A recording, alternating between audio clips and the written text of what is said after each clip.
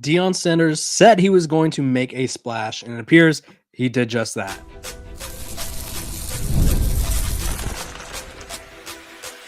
You are Locked On Buffs, your daily podcast on the Colorado Buffaloes, part of the Locked On Podcast Network, your team every day.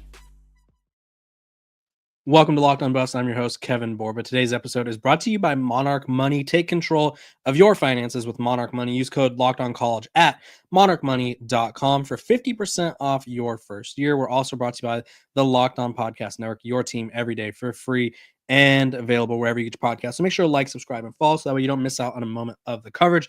Deion Sanders does it again. He kind of teased us earlier in the week, right? He goes, well, we're going to make some moves, right? We're going to make some splashes. We have a few more moves up the sleeve. He made it sound like there was 2 or 3. Well, we just got one of them, and it was confirmed by Jordan Schultz of Fox Sports that the Colorado Buffaloes are hiring Byron Leftwich. His role not yet established. I imagine it's going to be in some sort of offensive, co-offensive coordinator, quarterback coach kind of role, if I had to guess. He is a guy who has experience coaching and playing at the NFL level as a player. He had a pretty long career, 2003 to 2012. He was a starting quarterback for the Jacksonville Jaguars. And then for the first 4 seasons of his career too. And then he went up to back up guys like Big Ben and teams. He played for the Falcons, the Steelers, the Bucks. He won a Super Bowl with the Steelers, and then he got into coaching. And I think he's really former first round pick too. So add this to the long list of former coaches that were former players that were first round picks for Colorado. You have Marshall Faulk, Warren Sapp, Coach Prime. Like the list goes on and on and on, right? So clearly Coach Prime has an agenda in a way, right? He wants to make sure that his players are being coached by people who have made it to the NFL and have accomplished everything that these young men want to accomplish. So pretty tremendous coaching staff. There's just NFL talent oozing all over the place. And so as a coach, he started his career as a coaching intern with the Cardinals, worked his way up to being the quarterback's coach, the interim offensive coordinator, and then he was the offensive coordinator for the Tampa Bay Buccaneers. He was a part of the Super Bowl team, part of that team that won the Super Bowl. So he's done a little bit of everything, right? He's sort of he was with the Tampa Bay Buccaneers when they won the Super Bowl. So he's working with Bruce Arians, and Bruce Arians said he could do everything, right? And although his tenure with the Bucs didn't really go as expected, he was fired in 2023.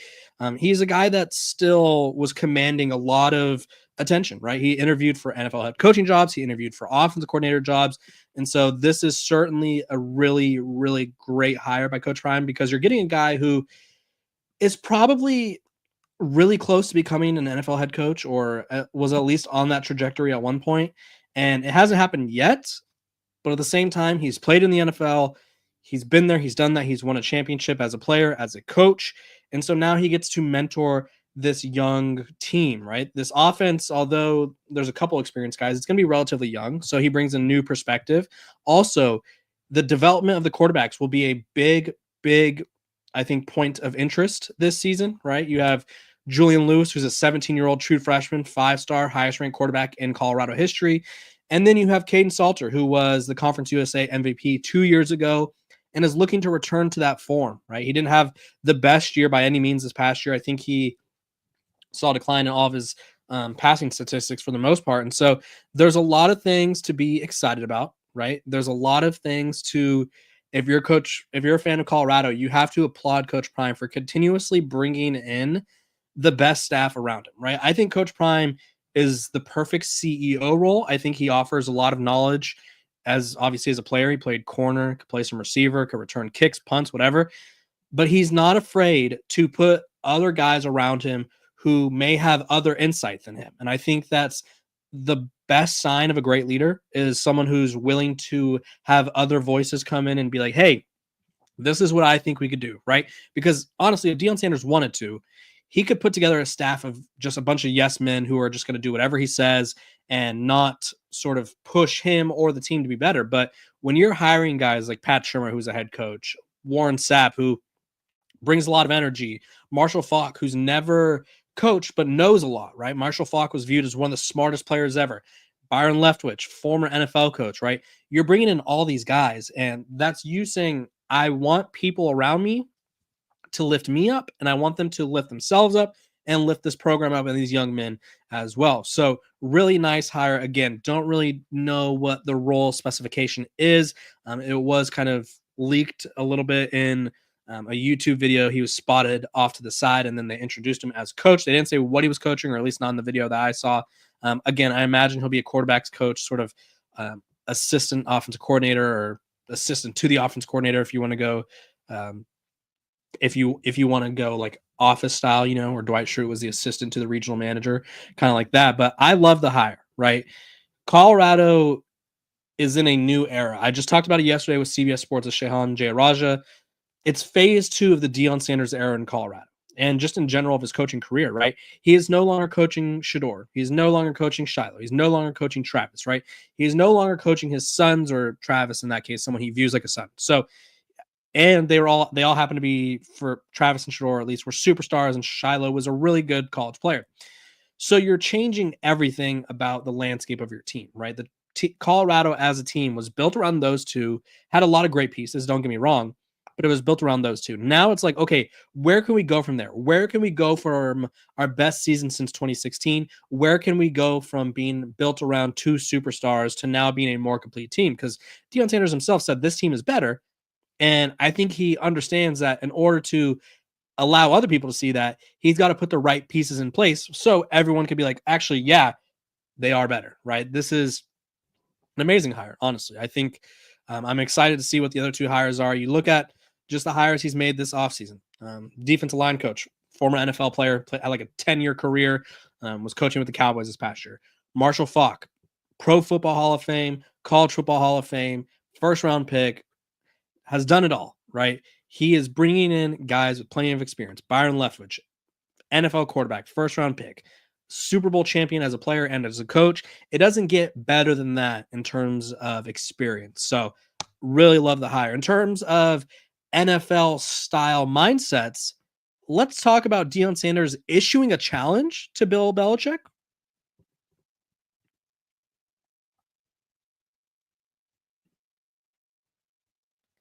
This episode of Locked on Buffs is brought to you by our sponsors over at Upwork. Scaling your business requires the right expertise at the right time. With Upwork, you can find specialized freelancers in marketing, development, design, and more. Experts ready to help you take your business to the next level. Upwork gives business flexibility by connecting them with the top freelance talent across multiple industries, including IT, AI, web development, and marketing. So whether you need extra hands for a project or a long-term partner, Upwork makes hiring simple and affordable. Finding the right talent. If you need help with the marketing campaign, Upwork can connect you with a freelance expert who delivered incredible results. It's fast and easy. Posting a job is free and simple, and within a day, multiple qualified within one day. With multiple qualified candidates will be there for you to choose from. So visit Upwork.com right now and post your job for free. That's UPWORK.com, Upwork.com, to connect with top talent and grow your business today.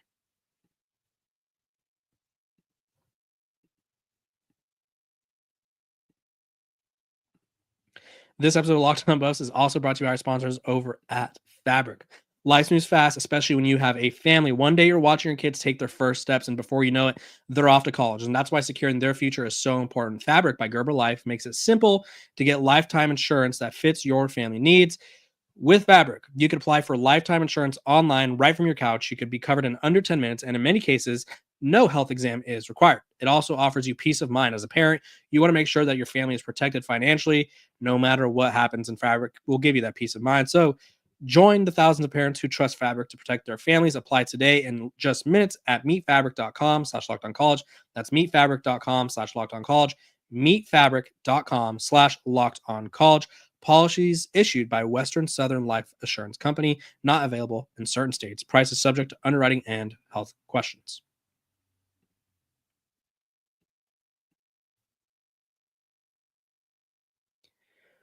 Welcome back to Locked On Buffs. Appreciate you guys for tuning in every single day, making me your first listen of the day. Free and available wherever you get your podcast. We just hit 7,000 subscribers, which is an amazing sort of journey we've been on, right? We're continuing to grow. We'd love to see that number grow to 8, 9, 10, 100, right? Let's get there. It'll be fun. But if you guys missed out, let me tell you, Deion Sanders hired Byron Leftwich, capacity/role unknown. I imagine he's going to be working with the offense and play calling a little bit, maybe a little play design here and there. He's going to be working with the quarterbacks for sure. We got in the comments, we have a suggestion that says after the game says Coach Leftwich is Coach Shermer's eventual replacement if his play calling does not improve. Yeah, I think that's a real possibility. I think Pat Shermer did enough last year to sort of keep his job around, right? He's been around for, we'll call it a year and 4 games, I think it was. He took over play calling duties at the end of the 2023 season when Sean Lewis got demoted.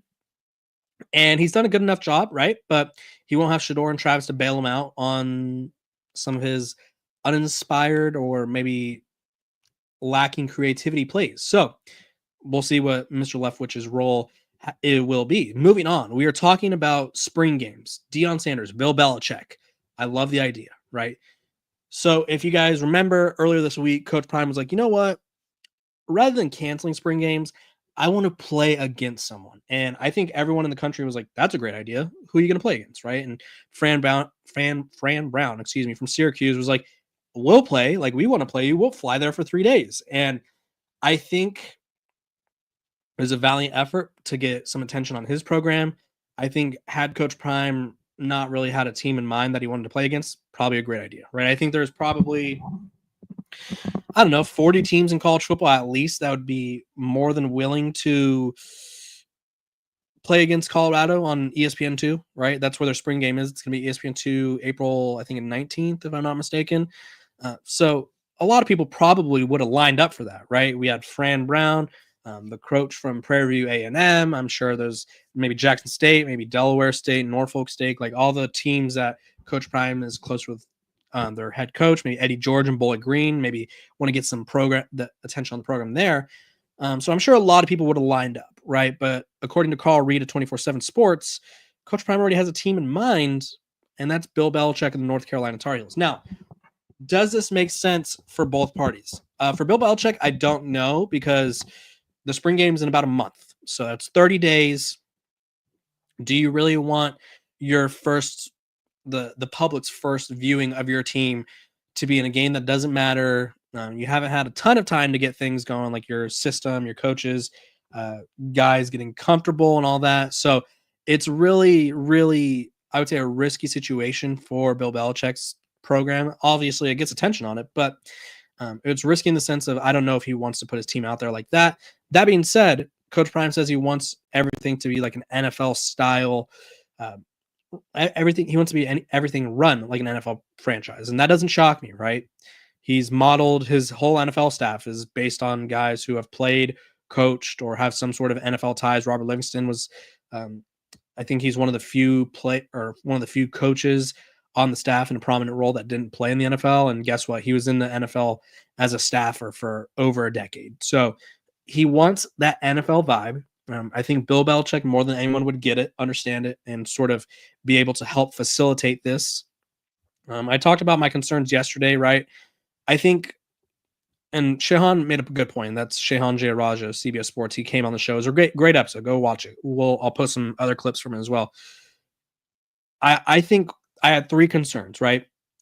I don't think losing a spring game, quote unquote, losing a spring game, not every program would be willing to do that, right? Like, say you play against an FCS program and they beat you somehow, right? Obviously, this game doesn't matter. It doesn't count for anything, but the optics look bad. Now, is Deion Sanders ever worried about optics or what other people think about him? No, right? He's never been worried about what other people think about him, at least in most cases. And then my other concern was, and I don't think this would be a problem with Colorado, because I think they're a very disciplined team in the sense of like they respect coaches and they respect other teams, right? Now they do have some disciplinary issues in terms of penalties, but that's neither here nor there. But in terms of like, they're not fighting people. But fights is, I think, one of the reasons that we're going to see less training camps together in the NFL, right? There's always brawls. And all it takes is one player to throw a stupid punch in a spring game, and then all of a sudden it's like, hey, guess what? You're suspended for the first game or whatever, right? We don't need that. And then lastly, injuries, right? I think there's a lot of at risk, like say a quarterback for either team goes down with an injury, and now you just lost your quarterback. And injuries can happen at any time, but we all know how we all are, right? It's going to be like, oh my gosh, if they never would have played that stupid spring game against insert team here, he would have never gotten injured, right? We could play the hypothetical game all day long till we're blue in the face. And so I love the idea. I think Bill Belichick, of anybody in college football, would understand and properly format it and get his team ready for it. So I like the idea there. I also like the idea of Coach Prime versus Bill Belichick, right? It's flashy, it's swagger, it's Coach Prime's aura brand versus Bill Belichick, who's kind of like reinventing himself as like somewhat of a friendly guy who he's dating someone who's a year younger than me. I think she is. I think she's 24, 25. We're pretty close in age. We're the same age, I think. I think I'm a little like 1 year older than her, I believe. But he's young. He's reinventing himself. He's coaching college football for the first time. So there's a lot of things going on in Bill Belichick's world. He's also modeling his program after an NFL franchise. So we'll see if it comes to fruition. I don't know if it'll happen this year. I do love the idea, but I don't think it'll happen right away. When we come back, we got a little bit of an update on the quarterback battle. But first, a word from our sponsors.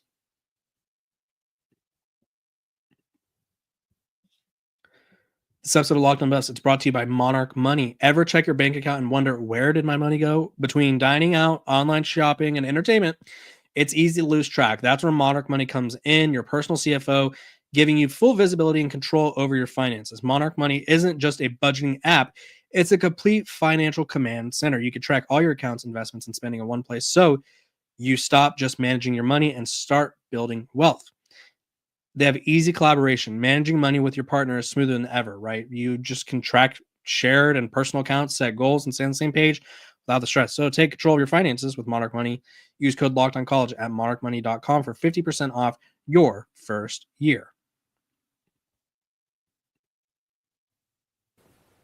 The NCAA tournament is here, and so is the Bracket Breakdown. Locked On Podcast Network and Amazon Fire TV channels are teaming up to deliver NCAA tournament coverage like never before. Watch studio shows featuring former players and Locked On's local experts as they guide you through every upset, buzzer beater, and bracket matchup. Stream it all for free on Amazon Fire TV channel. Search Bracket Breakdown to see it all for free. It's your team every day. Welcome back to Locked On Buffs. Appreciate you guys for tuning in every single day, making me your first listen of the day. Free and available wherever you get your podcast. So make sure to like, subscribe, and follow so you don't miss out on a moment of the coverage. We got a little bit of an update on the quarterback battle out of Boulder from our boy Pete Nakos over at On3. He says he was told that right now it looks like it's going to be Caden Salter. So I'm not shocked, right? He's more experienced. He's played 3-4 years of college football. This is what he's had to say. The Colorado Buffalo spring camp opened. Got Julian Lewis, Liberty transfer Caden Salter. He said one source told him they expect Salter to win the job, and then Lewis will come in probably around midseason to sort of push him for the job. That's probably assuming or making the assumption that maybe things don't go well, or maybe Julian Lewis just is picking up steam by the middle of the season. And then the other one said, he talked to two people. He said that Lewis's accuracy has always been a finer point of his game, and he expected him to be squarely in the mix. So what do I think will happen, right? Honestly, I think you have to go Caden Salter at first. I just feel like he brings a lot to the table with his legs, his ability to throw and run, and he's a veteran presence, right? I think there's no reason to rush Julian Lewis into starting unless he's completely ready. If Julian Lewis is ready to be the starter immediately, get him out there. But it's very rare for a freshman to, regardless of rank, because I know everyone's going to be like, he's a 5-star. Like, how could you say he's not going to start right away? Like, I know it's coming. Trevor Lawrence didn't start right away, right? DJ Lagway, Arch Manning, you name a quarterback, more likely than not, I know Dylan Raiola started right away, and guess what? He fizzled out towards the end. More likely than not, the 5-star freshman that everyone's in love with will not start right away, right? There's a reason that Michigan, they paid Bryce Underwood like $10 million, And then they went out and brought Fresno State transfer Mikey Keenan, right? Because Mikey Keene has 20 plus starts under his belt, is really good, has been pretty consistent throughout his college career. And they don't want to just throw Bryce Underwood to the Wolves, because if you throw your true freshman quarterback to the Wolves and he struggles, his confidence gets shot immediately. And all of a sudden you go from having a prized possession to a damaged goods sort of situation. Now, I think Julian Lewis is going to be a really great quarterback. But I feel like you go with Caden Salter, assuming, like, obviously this is assuming that the battle is decided fairly, right? I assume the battle's going to be decided fairly. We don't have to be like, oh my gosh, what's going to happen here?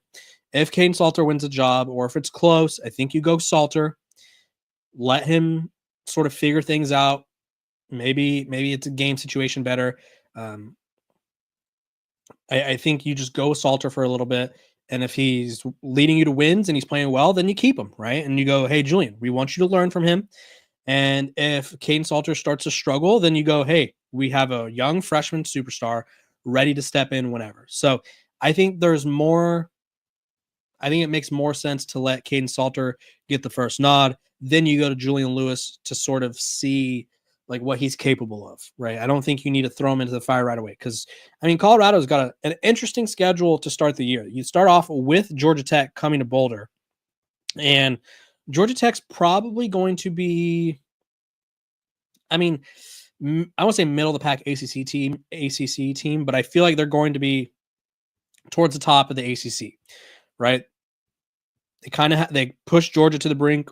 Excuse me. They return Hayes King. So you have a really tough test week 1. Then you play Delaware. Then you go on the road to Houston for a Big 12 game. And Houston was a lot better than people gave them credit for. I think they really found their groove down the stretch. Plus, they added Connor Weigman at quarterback. Then you have Wyoming, who should be able to handle them, right? Then you have BYU at TCU, right? So by the time Colorado gets to 1, 2, 3, their 6th game of the season, they could be anywhere from 5-1 to 3-3, or maybe even worst case scenario, 2-4, right? So you have to really let things play out a little bit. Obviously, you don't want to be 2-4 before you make a change, but I think these things have a funny way of playing themselves out. So I think makes sense that Salter's sort of viewed as the front runner, but it wouldn't shock me if we see both of them this year. You guys comment below. Who do you think we'll see? We'll discuss in the comment section. I appreciate you guys for tuning in, making me your first listen of the day. We're free and available wherever you get your podcast. So make sure to like, subscribe, and follow. Let's get to 8,000 subscribers so that way we can continue to grow, have some fun, and just continue to ball and be locked on Buffs. You know, I'm Kevin Borba. Hope you guys have a great day.